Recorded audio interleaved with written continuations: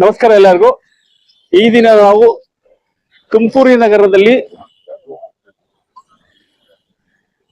ಅಸ್ಸಲಾಮು ಅಲೈಕುಂ. ನಮಸ್ಕಾರ ಎಲ್ಲರಿಗೂ.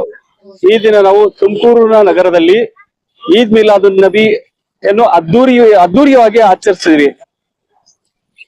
ಈದ್ ಮಿಲಾದುನ್ ನಬಿ ನಮ್ಮ ಪ್ರವಾದಿ ಮೊಹಮ್ಮದರ ಜನ್ಮದಿನದಂದು ಆಚರಿಸ್ತೀವಿ.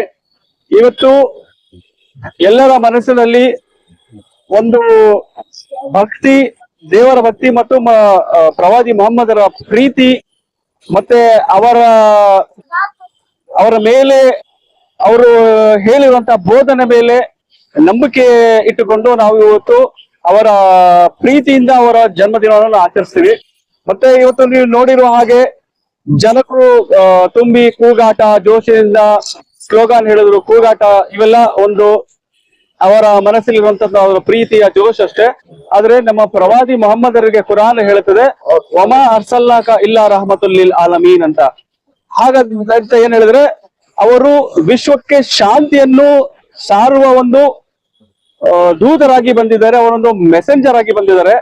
ವಿಶ್ವಕ್ಕೆ ಶಾಂತಿಯನ್ನು ಹರಡಿ ಶಾಂತಿಯಿಂದ ದೇವರ ಆರಾಧನೆಯ ಮುಖಾಂತರ ದೇವರ ಕಡೆಗೆ ಕರೆದುಕೊಂಡು ಹೋಗುವ ಒಂದು ಸಂದೇಶವನ್ನು ಕೊಡ್ಲಿಕ್ಕೆ ಅವರು ಬಂದಿದ್ರು.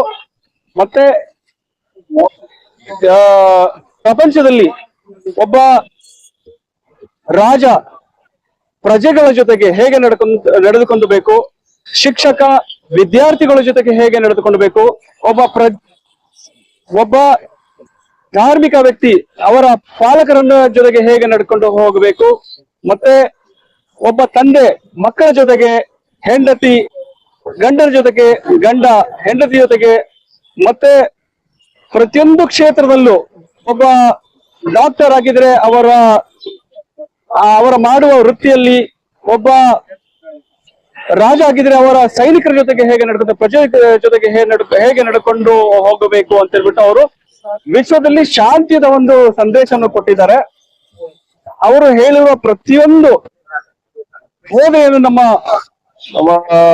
ಜೀವನದಲ್ಲಿ ಅಳವಡಿಸಿಕೊಂಡು ನಾವು ದೇವರ ಒಂದು ಮಾರ್ಗದಲ್ಲಿ ಹೋಗಬೇಕು ಅಂತ ಹೇಳ್ಬಿಟ್ಟು ನಾನೊಂದು ಈ ದಿನದ ಒಂದು ಮೆಸೇಜ್ ಅನ್ನು ನಮ್ಮ ಮುಖಾಂತರ ಕೊಡ್ತಾ ಇದೀವಿ. ಜೈ ಹಿಂದ್, ಜೈ ಕರ್ನಾಟಕ. ಮೊಹಮ್ಮದ್ ಗೌಸ್ಪೀರ್, ತುಮಕೂರು ನಗರದಿಂದ.